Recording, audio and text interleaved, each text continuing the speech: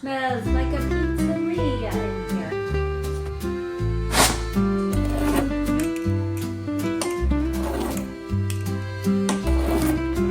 It feels amazing.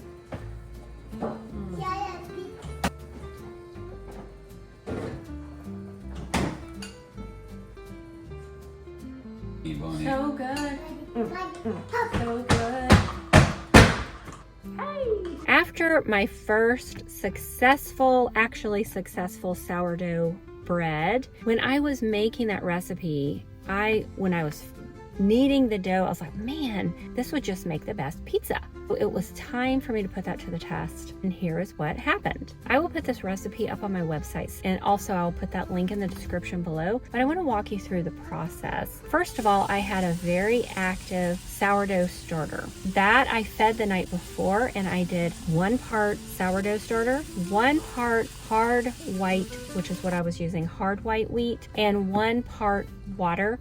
Mix that all together and let it sit on the counter overnight, and by the next morning it was very active and ready to go. And then that morning I milled my hard white. You can do a combination if you would like. That just happened to be what I had available. And I added my water, my honey, olive oil, and salt. That particular recipe I was using Himalayan. Add my sourdough starter, get all of that well incorporated, and I mixed it for 7 minutes.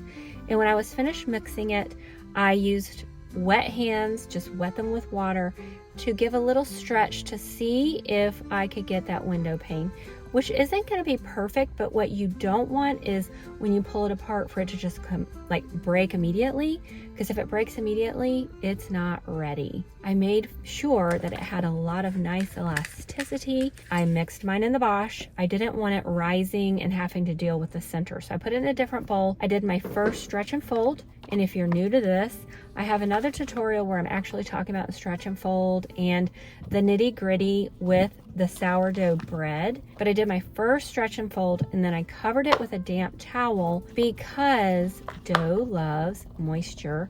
I put it in my oven. I happen to have a proofing option, so I went ahead and turned that on just to get the oven a little bit warm, but you do not have to do this. And then I did stretch and folds every hour 6 times, and after my last stretch and fold, I let it rise 1 more hour, and then we separated the dough.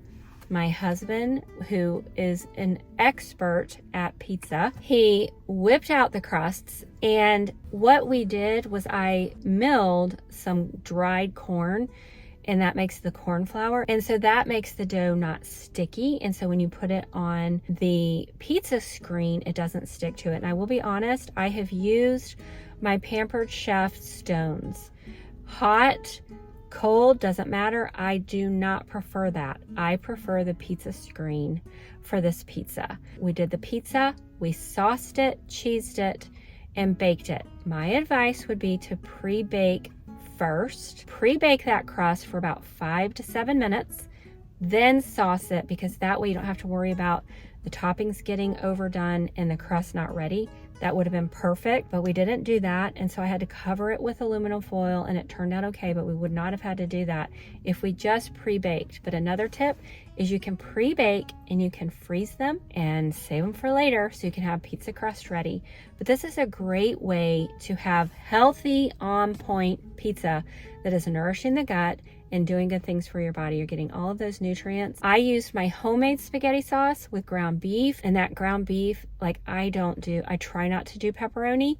Ground beef, which is grass finished, is adding more nourishment, healthy source of protein, covering that with some mozzarella cheese. The other tip I would give you is to put a little bit of Parmesan cheese on there, because we forgot. That would have been delicious, although we could add it after. Baby sat down and we chowed down, and it was absolutely delicious. I have some leftover, which I'm very excited about. And if you try this, please let me know what you think. But hindsight, I would have added a little bit more salt. I would have added a little bit more honey, because that would have made it more flavorful. But I'm not disappointed. I'm just saying, if I had to do it over again and next time, those are the changes that I would make. Let me know what you think. And again, thank you so much for being here.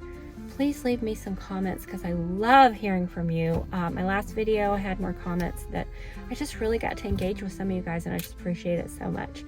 And if you are new to this fresh meal journey, hang around because there's a lot more to come. If you don't mind, hit that subscribe button if you haven't, and hit the notification bell so you'll be notified when I have new content coming out.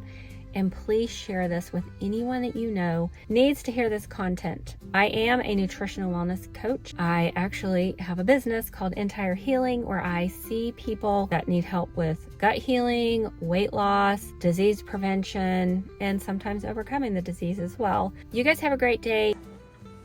What do you say? Yeah, you.